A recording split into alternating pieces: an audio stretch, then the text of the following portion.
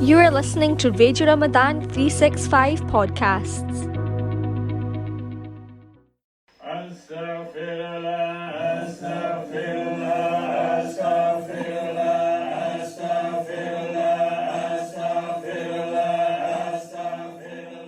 Assalamu alaikum wa rahmatullah, Sheikh. Wa alaikum salam. Sajjad Sahab, how are you, sir? I'm very good. How are you today? I'm also very well. Thank you very much. Excuse my extreme. Alhamdulillah, alhamdulillah. We'll go straight into chapter 5. Take from your life for your death. So Rasulullah sallallahu alaihi wasallam is reported to have advised us that we should take from our lives for our death and from our death for our lives. Can you go a bit deeper into this? So let's go with the logical order of the sentence. Take from your life for your death, and from your death for your life.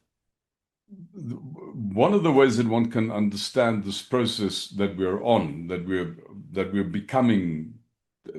I mean, we are beings that are becoming. I mean, we're in creatures in motion, and that journey is the journey that's consistent with the journey of maturation, which is by definition, it's a journey from birth to death. Right. Now, what's interesting about these two moments of birth and death is that from the point of view of your intent, each of them have basically an unconditional character. Because at birth, the infant has had nothing yet. So whatever the infant is going to get, the infant will still get. Whereas at death, you don't get anything at all. You give everything unconditionally. Now, somebody could say, yeah, but when I die, I don't give everything unconditionally. Everything gets taken away from me unconditionally. But that just invokes another question. And the question is, what is the difference between giving something and having it taken from you?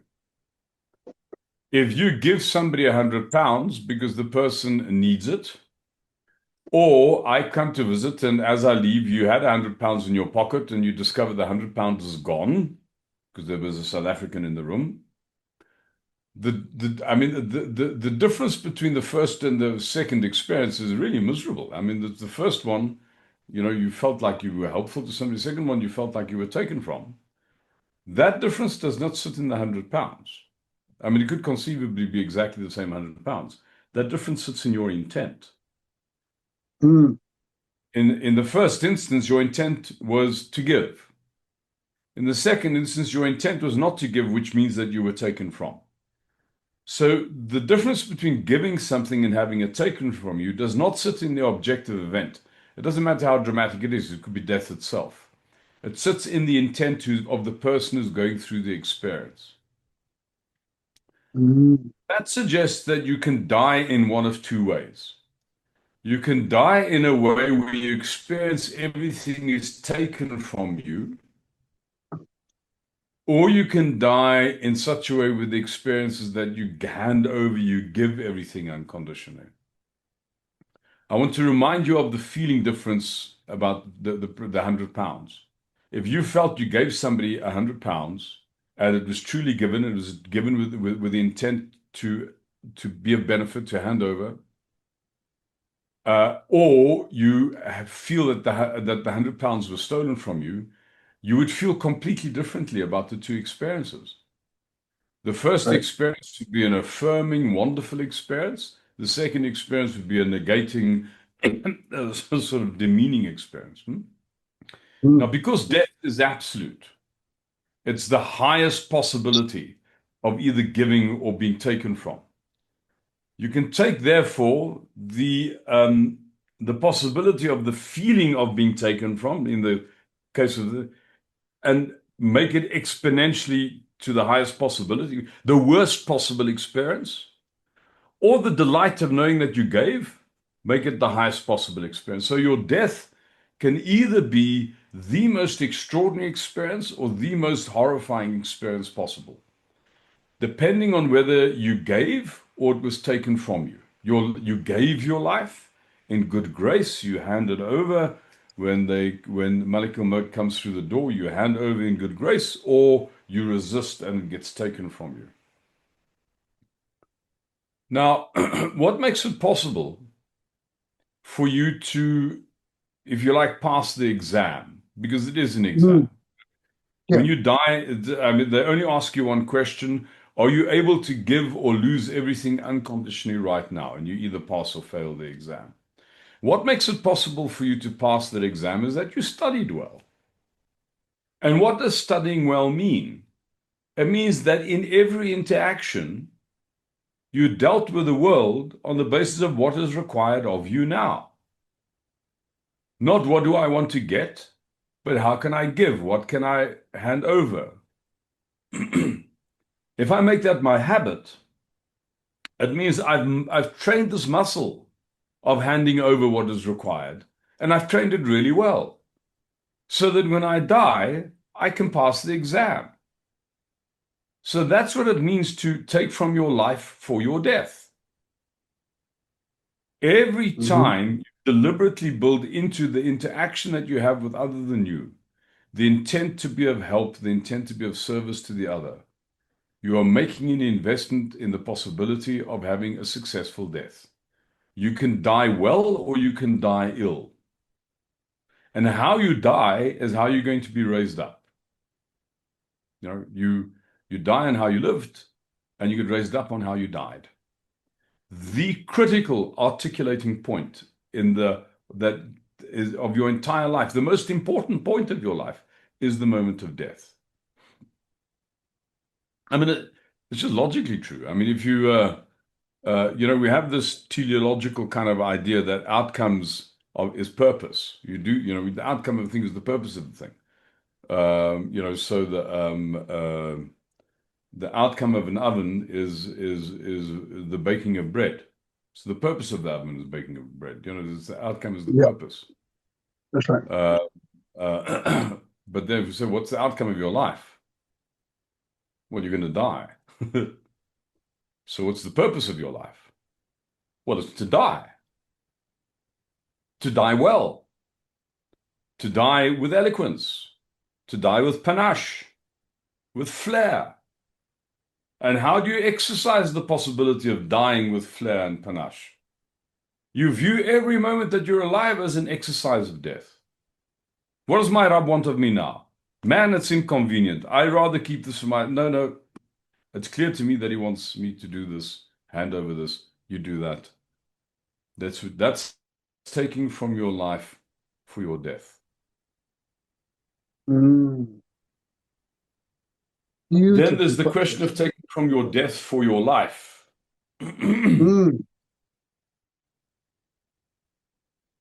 So when you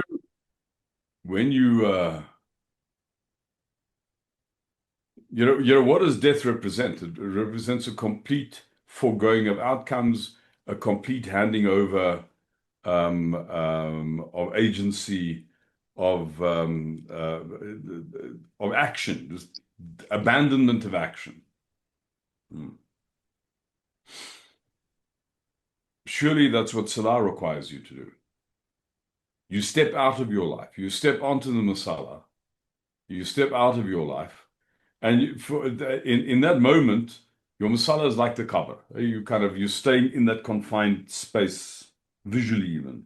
You kind of, fasting is that. Muraqabah is that. Tahajjud is that. That you take portions of your life and you make them experiences of withdrawal from action. You make those experiences of mini dyings, giving up. So you go and fetch a piece of the grave and you put it with you in your day-to-day life. Now, what does that allow you to do? How is that helpful for your life? Well, what you do is you put the outcomes that you're trying to manipulate into perspective. We've spoken about this before, you and I, Sajjad Sahib. If I want your waistcoat, who can withhold the waistcoat? You can withhold the waistcoat. So who's got power over who? You've got power over me. If you want something from the other's ability to withhold what you want makes you manipulable, You're under their thumb. You've lost your autonomy. It is a miserable experience. When I shift my intent from what I want to get from you to what I can give, you can't withhold it anymore, and I'm free. I I'm not become going to fall for powerful. that trick again. I'm not going to fall for that trick again. I fell for it like 3 times. You've got 3 waistcoats from me. I'm very much the beneficiary of you falling for that trick. Mm. But I willingly gave it to you. You I know, yeah, gave it up. I gifted it. you were practicing for death. You see, it's very good. Now, what Exactly. does that mean? The opposite. What does it mean to use your death for your life? Mm, When you do these instances, when you when you enact death, you sort of you remind yours when you hand over. It basically means you stop handing over the managing of affairs. You stop mm, trying to manipulate outcomes. And when you do that, your life becomes freer. mm, If I no longer want something from you, you can no longer manipulate me. So when I do these exercises of forgoing outcome, of letting go of the world, the things I'm trying to manage, and just being with my Rob, of withdrawing inward, which is what's going to happen when I die. mm, When I bring a little bit of the grave to my day, to my moment, it means it puts everything else into perspective, and it actually gives me a much freer life. mm, So not only does this mindfulness of your death, that means that so you take from your life for your death, that you use your life as a practice ground for death. But when your mindfulness of your death enables you to live a freer life, mm. a more noble life, a more, dare I say, fulfilling life, a more enchanting life. Without constantly reminding ourselves of our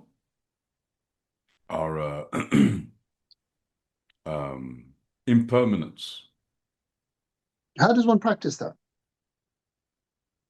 Well, you do salah, because that's an exercise, isn't it? There's Allahu Akbar. I give up everything. I let go of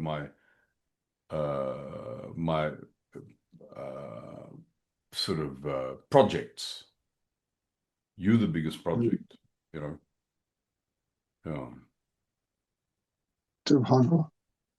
Now, you describe a moment-to-moment challenge, that deciding between what you want and what does Allah subhanahu wa ta'ala want from you. Could you delve into this more? And also, how do we know what it is that Allah subhanahu wa ta'ala is asking of us and what we even want? I know a lot of folks who can't even tell what they themselves want. Hmm.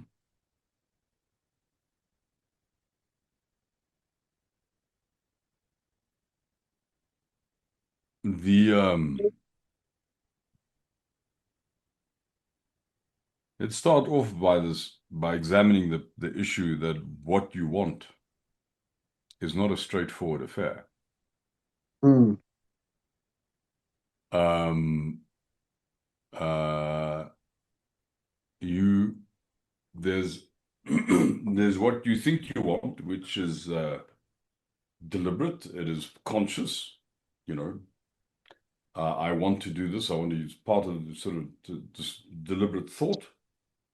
mm, But the waswas, the whispering that constitutes our inner being, is not just that which we know consciously. It's layered. There's bits of internal dialogue going on in your own being that you aren't even aware of, because it's whispered at a level which is below your consciousness. We know that there is this whispering going on, because all of this whispering is actually a repetition to you of what is significant to you, what is important to you, what is valuable to you. The very fact that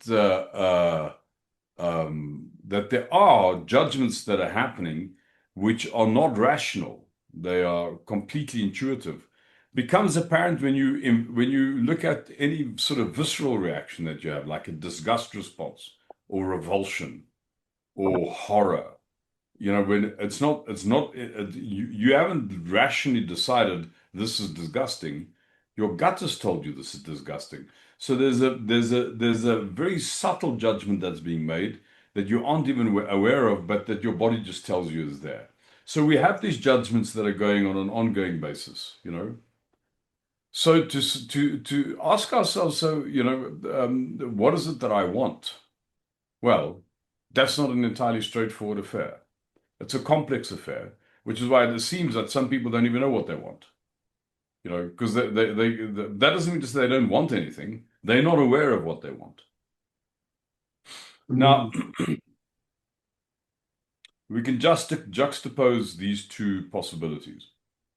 What do I want? What does the Rab want of me? And what the first intriguing thing is, if you consistently do what the Rab wants of you in the situation that you're in, what you want becomes increasingly apparent to you.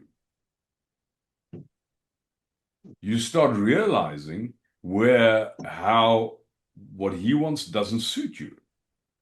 And therefore you become aware of what you want. So this thing of consistently attempting to do what is appropriate, attempting to do what the Rab wants of you, is a way of actually navigating the project of discovering who I am. But then there's a second problem to this, and that is that what is the right thing to do? What Allah wants of me in this, and I think it's implied in the question. What Allah wants of me in the situation isn't necessarily apparent to me. Well, it comes back to this benefit of hindsight, the thing that we spoke about before. How is it that sometimes we do things that actually in hindsight, well, that wasn't very clever. You sort of realize that on reflection. But you have to have done the stupid thing in the first place to have had the reflection in hindsight that it wasn't the clever thing to do. So you try your best, you're probably going to get it wrong. There's all sorts of subliminal needs and expectations and desires that are operating in your intent that you aren't aware of. But that thing bears its own fruit. And the fruit is that you, in hindsight, realize then that was not the appropriate thing to do. What that helps you to do is to clarify the criteria whereby you should be acting in the first place. So what your Rabb wants from you is a learnt thing. It's something, no, let me rephrase, it's not learnt. It's a remembered thing.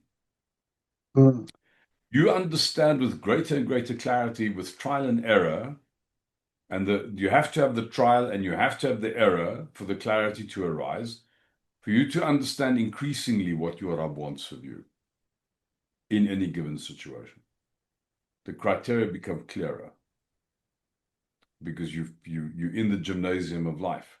You're trying to do the right thing, you get it wrong, you realize what you did wrong, and that informs you a little bit better next time.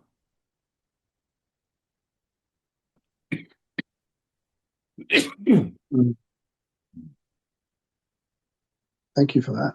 So taking from your life, from your death, this is about not sweating the small stuff, isn't it? Yeah, exactly. I mean, it's the same thing of this, this understanding that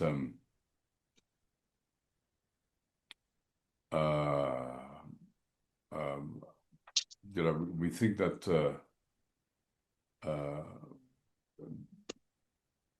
I mean, it was said by analogy, eh? It's like most people think that they need to own a house. I mean, they literally need to have the title deed to the house in their own safe, because then they are secure. They have the house. The house will protect them, because that's what something makes you secure does. But I mean, that just isn't true. I mean, that no asset that you have will protect you. If a thug came up to you, even if you were standing right in front of the house, and started to beat you up, your house wouldn't throw a brick at the thug and say, "Hey, you can't beat him up, he's mine." So this idea that your house will protect you is just nonsense. There's no asset that you have that will protect you. But the opposite is true. I mean, if you if you came into your house and you saw somebody vandalized it, like really shockingly, kind of red paint on the carpet, smashed glassware, cement in the plumbing, you'd probably be very angry. So the question is, well, who's there to look after you? Are you there to look after the house, or is the house there to look after you? And clearly you're there to look after the house. There's not a single asset that you have that has any emotional attachment to you at all, that admits any custodial responsibility with regard to you at all. There's not a single asset that you have that will step in and intervene if some thug is trying to beat you to a pulp. But if the same thug tries to smash up your asset, you will intervene. So while your asset doesn't put itself at risk for you, you'll put yourself at risk for your asset. You know? Great. So we don't own assets. They own us. I mean, it's like I own a slave, you know, then the slave must serve me. You know, the slave. But actually, this is not the same with assets. When I own assets, the assets don't serve me.